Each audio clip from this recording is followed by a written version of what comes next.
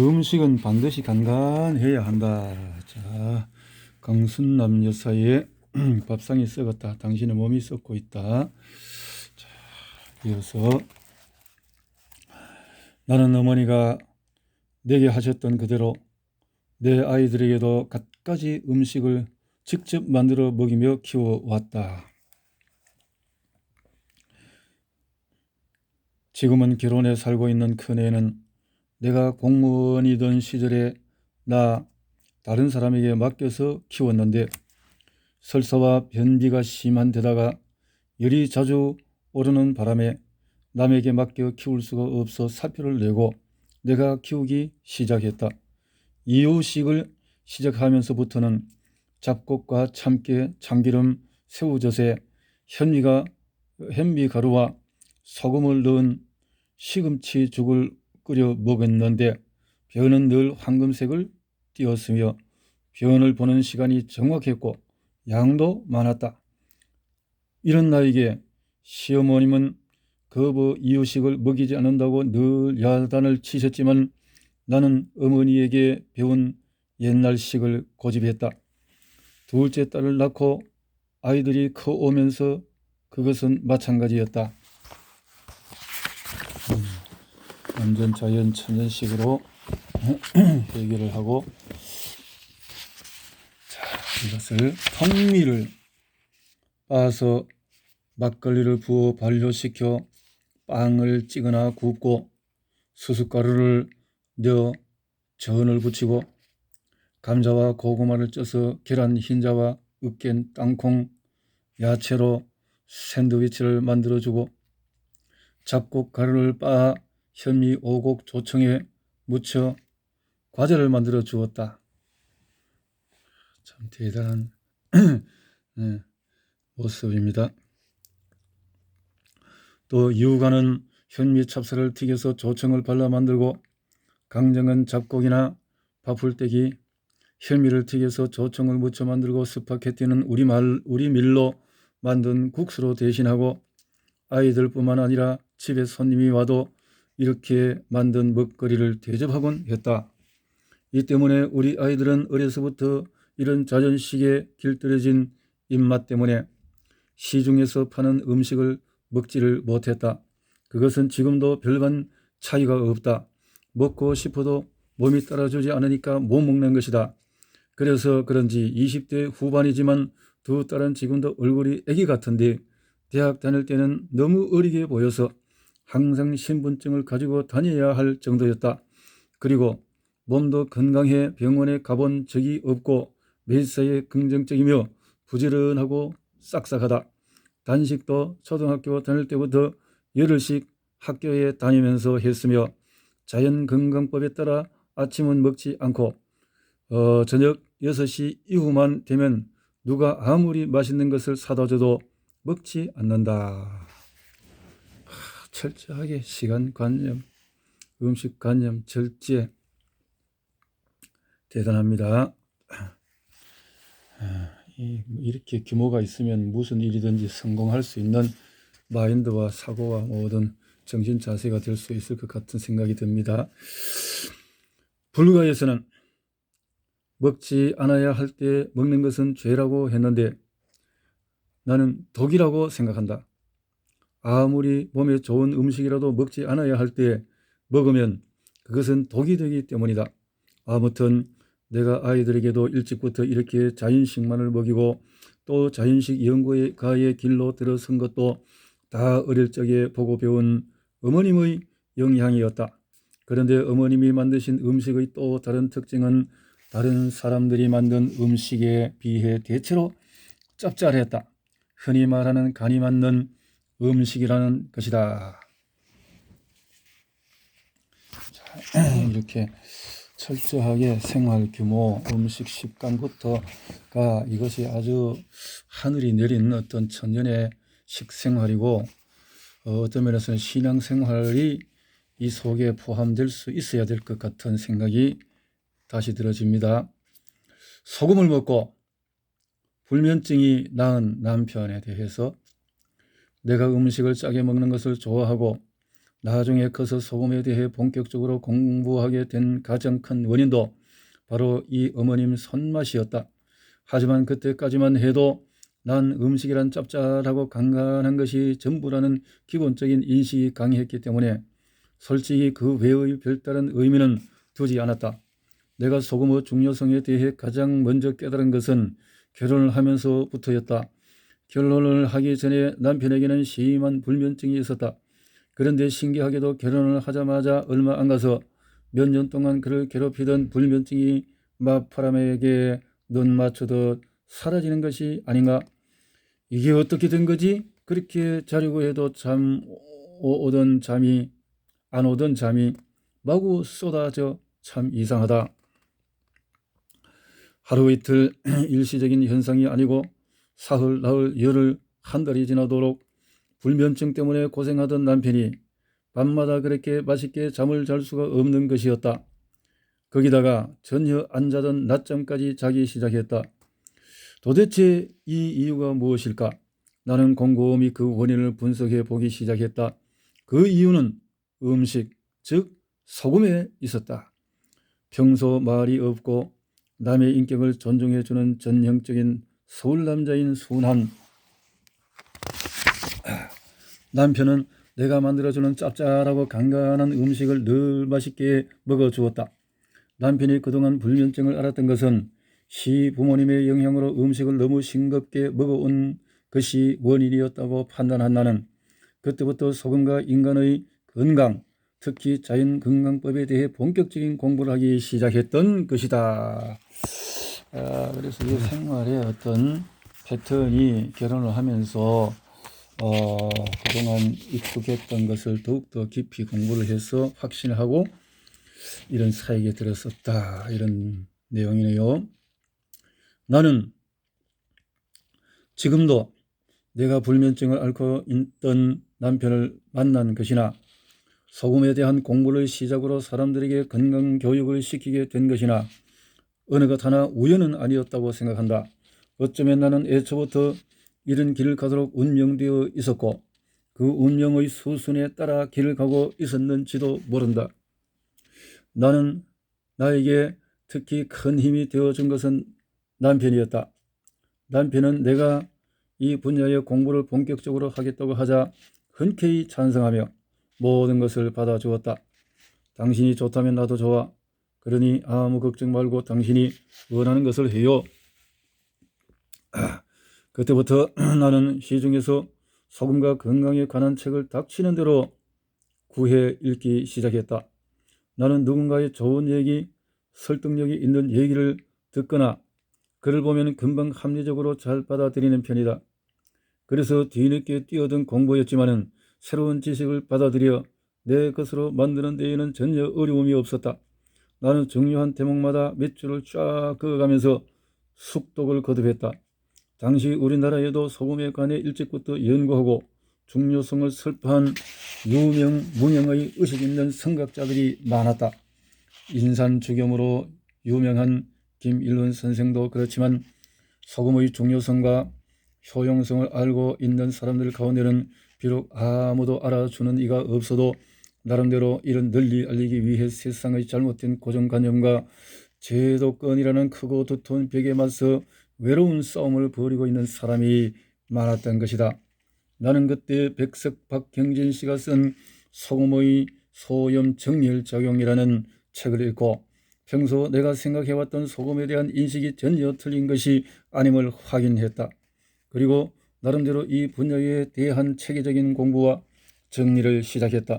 그러던 어느 날 한 잡지에서 아무도 두렵지 않다라는 광고를 보고 책을 구해 읽게 되었다.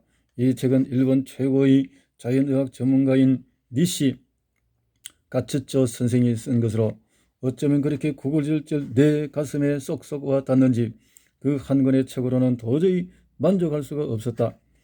그래서 당장 일본에 있던 친척에게 부탁해 니시 건강법 전집을 사서 보내달라고 부탁했다.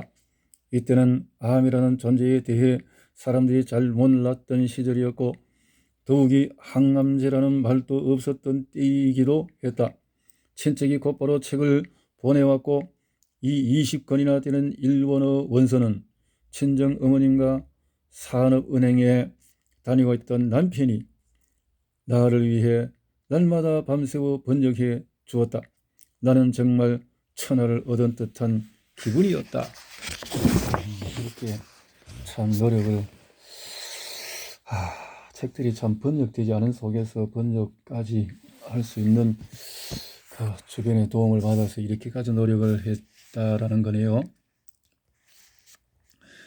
자연건강법에 눈을 뜨다 1920년대 최고의 공학자였지만은 소년 시절부터 몸이 병약한 체질이었던 니시 선생은 이를 극복하기 위해 7만 6천 권이나 되는 동서고금의 책을 통독한 후에 이 니시 의학, 일명 자신의 이름을 딴 서의학을 창시한 사람으로 유명하다.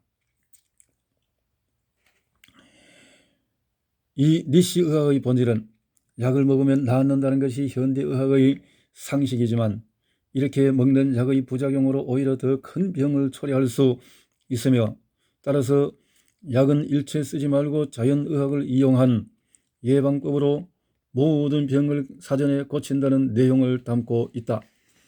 현대의학의 이론과 정면 상치되는 이 니시 의학은 사람들에게 대단한 반향을 일으켜서 그의 사상과 이론을 추종하는 사람들이 크게 늘어났고, 심지어 일본에서는 이 건강법에 참여해 대학에서 교수직을 탈당한 의학 박사도 있을 정도였다. 박탈당한 의사도 있었다. 참, 이 자연의학을 했다고 대학 교수직도 박탈당할 그 현대의학의 그 도구마, 그 속에서는 받아줄 수 없는 이 건강법이기 때문에, 자, 소금의 중요성에 관한 연구와 내용은 없지만 햇볕과 산소, 물, 먹을거리에 대한 중요성과 자연요법을 설파한 이 니시 건강법은 내가 자연건강법에 본격적으로 눈을 뜨고 이 이론을 체계적으로 정립해 나가는 데에 큰 도움이 되었다. 나는 이 책도 밑줄을 그어가면서 숙독했고 동의보감 역시 날마다 밤을 새워가며 읽었다.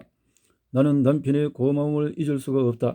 이제 결혼한 지 얼마 안 된 젊은 세대, 젊은 아내가 뒤늦게 자연의학을 공부하겠다고 매달리는데 불평 한마디 없이 오히려 격려하며 밤새워 번역을 해주던 성실한 모습이 나를 충분히 감격시키고도 남았기 때문이었다. 참 남편의 도움이 서로 부부간에 좋은 내조와 협력과 외조를 통해서 이렇게 성취를 만들어내는군요.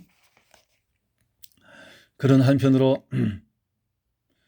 나는 이 자연요법의 중요성을 피부로 느끼기 위해 불치병 환자와 가족들의 모임인 건강동호회에도 가입해 나가기 시작했다. 처음 모임에 나갔을 때 아기를 등에 업은 한 젊은 아주머니가 남편이 암에 걸렸는데 어떻게 하면 좋겠느냐고 제발 좀 도와달라며 울며 불며 호소하는 모습을 보고 너무나 가슴이 아팠다. 저 사람들은 무슨 죄가 있기에 저런 고통을 받아야 할까?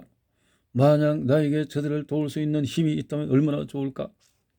그녀의 안타까운 간증을 들으면서 어느덧 나는 마음속으로 이렇게 기도하고 있었다. 두 번째로 간증에 나선 사람은 50대 여성이었다.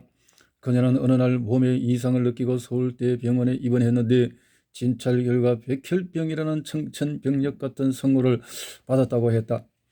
이제는 내 인생도 끝이구나.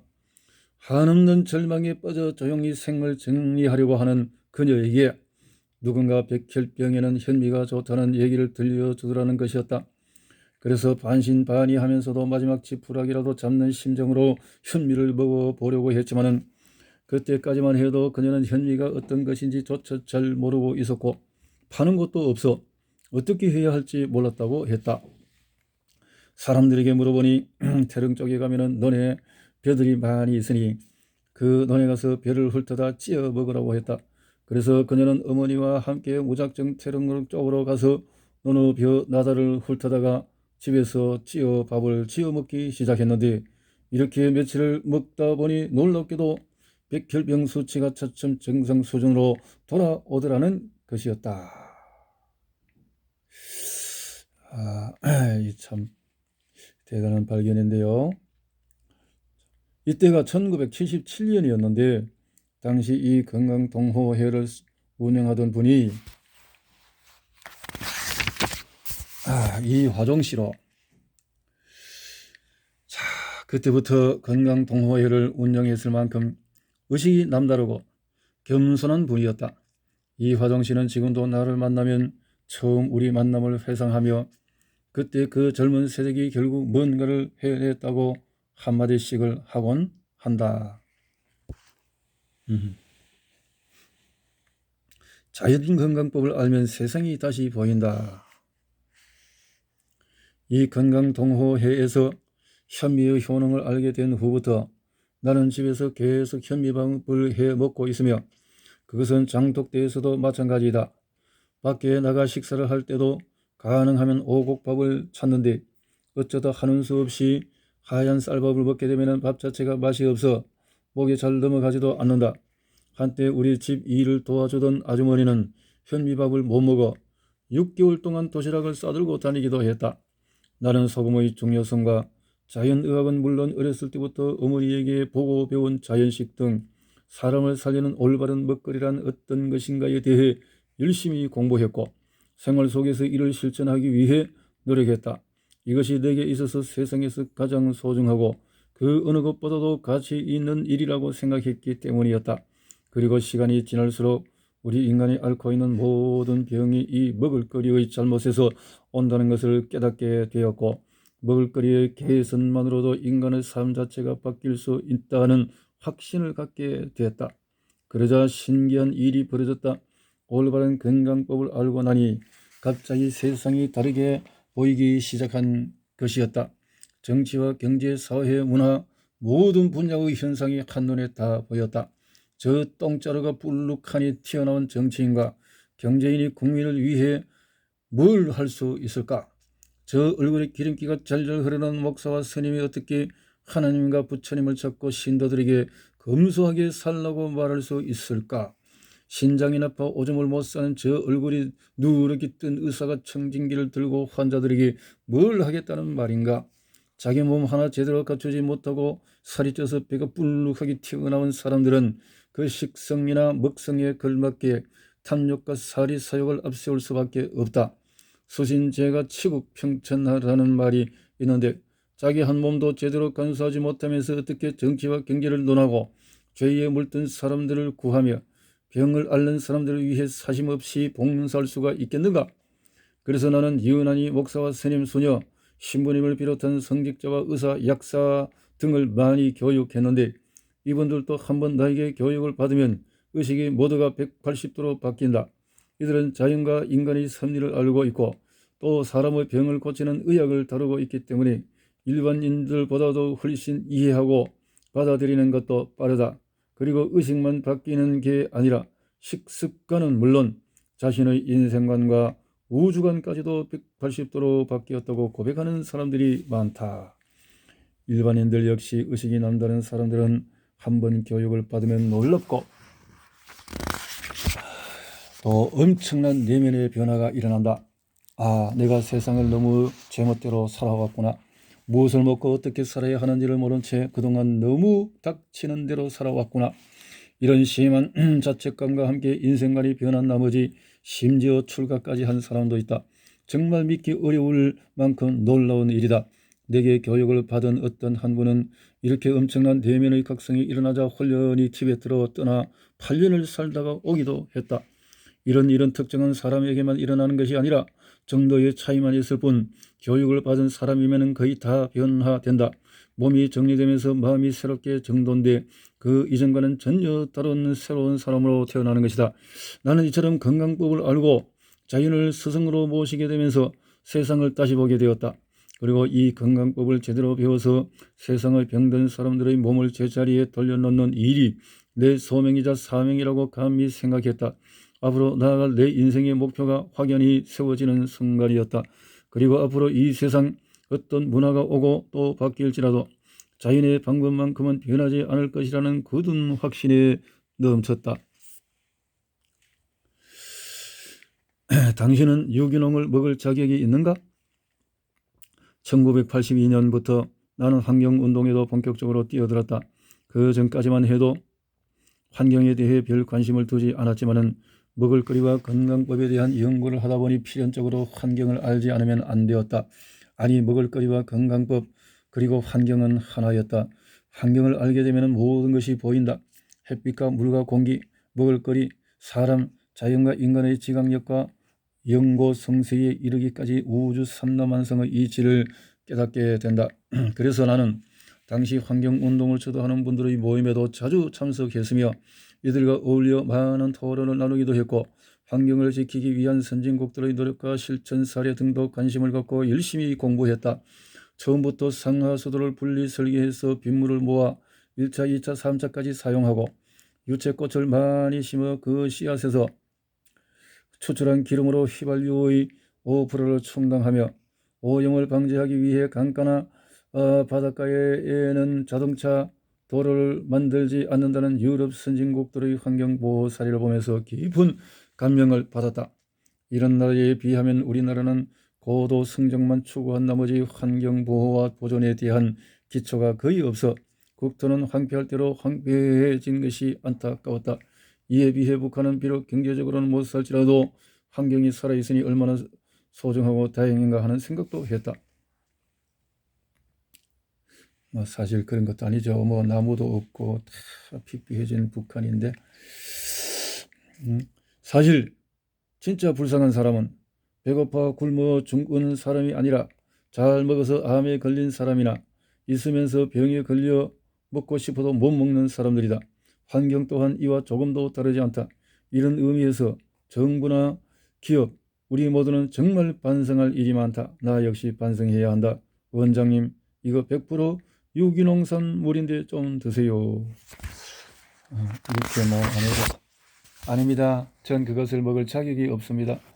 교육생들 가운데 가끔 유기농 산물을 가져와 내게 선물하는 사람이 많은데 나는 먹을 자격이 없다고 말하면서 한사코 거절한다. 이것은 내 양심의 문제이기 때문이다. 내가 과연 세상을 살아오면서 우리 자연과 환경을 위해서 무엇을 했으며 어떤 기여를 했는가? 이런 질문에 난 대답할 자신이 없다. 그래서 교육할 때마다 교육생들에게 이 점을 강조하기도 한다. 환경을 위해 일하거나 노력하지 않은 사람은 유기농산물을 먹을 생각을 하지 마세요. 그런 양심의 가책도 없이 전체 농산물의 5%도 안 되는 유기농산물을 먹겠다고 하는 것부터가 뻔뻔한 것입니다. 우리 먼저 양심부터 회복합시다. 언젠가 한 번은 청와대에 우리 미리 들어간다는 보도를 보고 나 혼자 야단을 친 적이 있다. 청와대 사람들이 왜 우리 밀을 먹는가? 유기농산을 먹을 수 있는 사람은 진정으로 국가와 자연을 위해 일할 수 있는 사람이어야 한다고 생각했기 때문이다. 좋은 음식은 좋은 사람만이 먹어야지 돈 있고 득세하는 사람들에게 독차지해서는 안 된다. 또 평소 환경에 관심을 갖지 않다가 병이 걸린 후에야 내가 유기농을 먹어야 한다고 생각하는 사람들도 문제이다. 이런 사람들도 먼저 양심 회복부터 해야 한다. 나중에 자연과 환경을 위해 관심을 갖고 일해야 하겠다는 다짐을 해야 하는 것이다.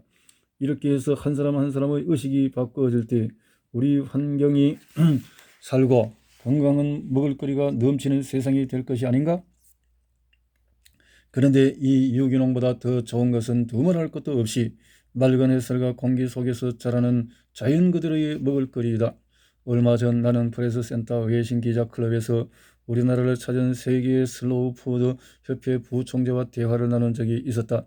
그런데 프랑스인인 그 사람은 기자들의 질문이 유기농에만 집중되자 이해할 수 없다는 표정으로 한국어 기자들은 슬로우푸드를 얘기하는데 왜 유기농에 대해서만 묻는지 모르겠다고 고개를 갸우뚱거렸다.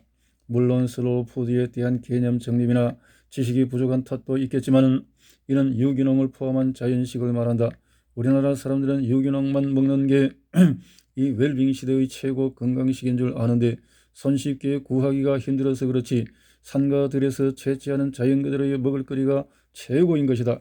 그러나 보다 중요한 문제는 이런 유기농이나 자연 먹을거리를 먹는 것이 아니라 어떤 먹을거리를 어떻게 올바로 가려서 먹느냐는 것이라고 할 수 있다.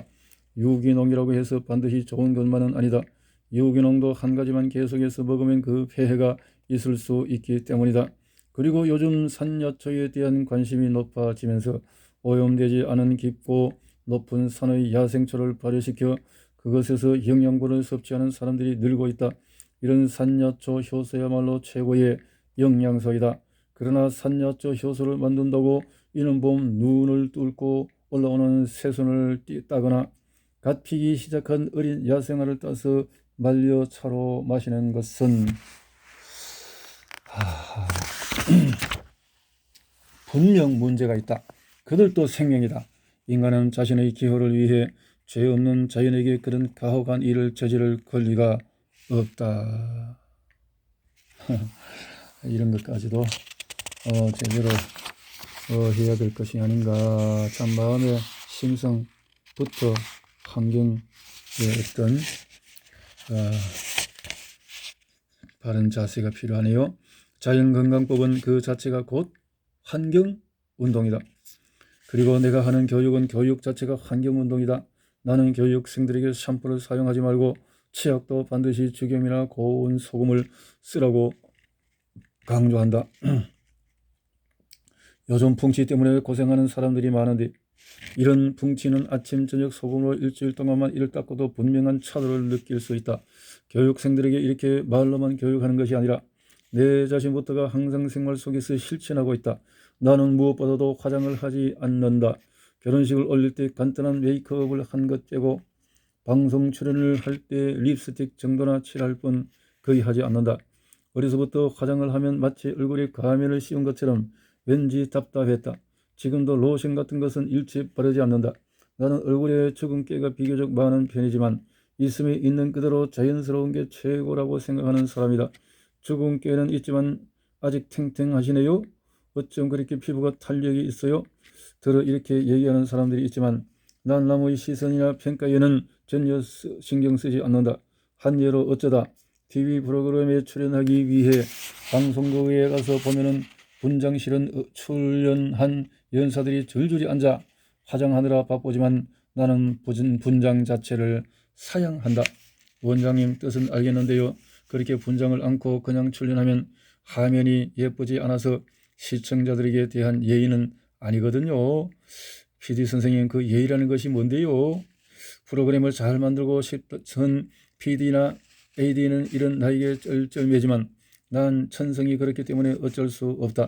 그래도 밖에 나가면 멋쟁이라는 소리를 듣는 것을 보면 내가 보는 미에 대한 관점과 감각은 좀 남다르지 않은가 싶다.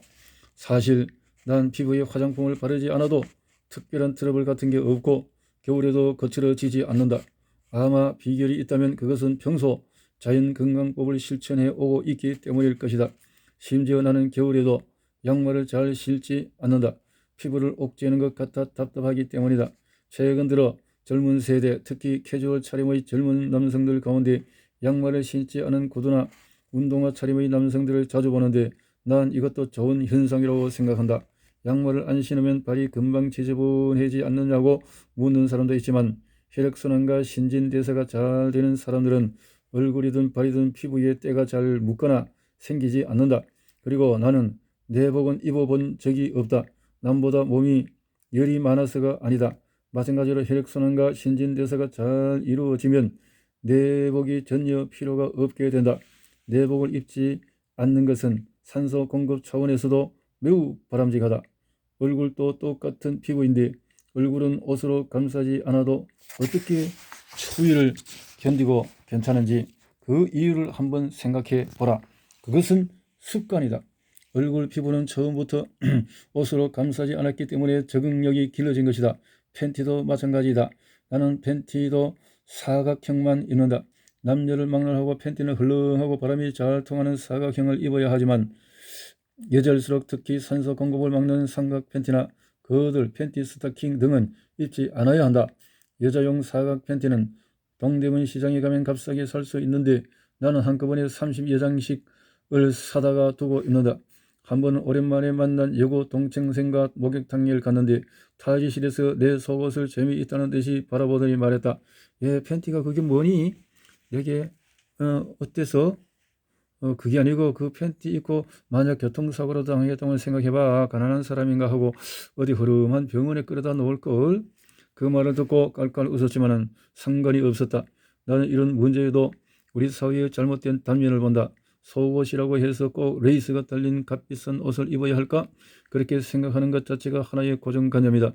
왜 몸에 나쁜 값비싼 옷은 백화점에서 팔려야 하고 몸에 좋은 값싼 옷은 재래시장에서 팔려야 하는가? 흔히 촌스럽다고 하는 할머니들이 입는 속옷이 따로 있어야 하는가? 여기서 촌스럽다는 의미를 한번 생각해보자. 도시스럽다는 것은 병을 낳는다. 그러나 촌스럽다는 것은 건강을 준다. 그리고 우리가 촌스럽다고 여기는 것이 어쩌면 가장 세계적인 것일지도 모른다. 따라서 우리는 도시스럽기보다는 촌스러워질 필요가 있다. 내게 교육을 받은 사람들은 대부분 내 말을 비교적 철저하게 잘 듣기 때문에 이런 촌스러워지는 것에 조금도 개의치 않는 사람이 많다. 어느 날 한 여자 교육생을 만났더니 이렇게 말했다. 원장님, 사각 팬티가 없어서 남편 팬티를 입고 나가 골프 치고 목욕탕에 갔더니 여자들이 나더러 천년이라고 수근거리더라고요. 그래서 어떻게 했어요? 어떻게 하긴요. 그래, 너희들이 뭐라고 입방아를 찢든 나는 내 몸을 위해 그런다. 왜? 그러고 말았죠. 교육을 제대로 받고 나면 이렇게 생각과 행동이 달라지는 것이다. 사실 이 속옷 문제도 심각하다. 완전 갑옷이다. 여성들의 불에 지어는 임파선의 활동을 막아 유방암을 불러오는 원인 중의 하나가 되기도 한다. 또 남성들은 꽉 조이는 삼각 팬티 때문에 전립선이 망가지고 정력이 약해진다. 스태미너를 위해서 뱀 잡아먹을 생각을 하지 말고 헐렁한 사각 팬티를 입을 일이다. 아무튼 이런 이유 때문에 나는 남들이 뭐라고 하지만은 않는다면은 아프리카 여자들처럼 아예 옷을 다 벗고 살고 싶을 정도이다. 사실 옛날엔 다 벗고 살았다. 나는 예전 이웃 일본 아이들은 11월 달이 되도록 양말을 안 신고 또 옷도 꽉 끼인 청바지보다 헐렁한 옷을 입고 다니는 것을 볼 때마다 그렇게 부러울 수가 없었다. 그리고 나는 옷을 입더라도 화학 염료로 물들인 옷은 절대로 입지 않고 천년 염료로 염색한 옷만 입는다. 그래야 옷과 몸이 잘 친화되기 때문이다. 나는 또 더운 것보다 찬 것을 좋아해서 우리 집은 한겨울에도 불을 잘 떼지 않는다. 아파트 가스 요금도 나무 집의 20% 안팎에 불과하다. 대단하네요. 뿐만 아니라 나는 냉장고 음식을 싫어하는 편이다. 한여름 수박도 냉장고에 넣어 차갑게 했다가 먹는 것보다는 미지근한 그대로 먹는 것을 좋아한다. 어렸을 때부터 자연스럽게 몸에 배인 습관이기도 하다. 수박 자체가 여름 과일로 몸에 들어가면 열을 식히는 음식인데 그것을 차갑게 해서 먹으면 왠지 기분이 나쁘다. 가능하면 나는 포장이나 가공을 하지 않고 자연 그대로 살고 싶은 마음이 가장 강한 편인 것 같다.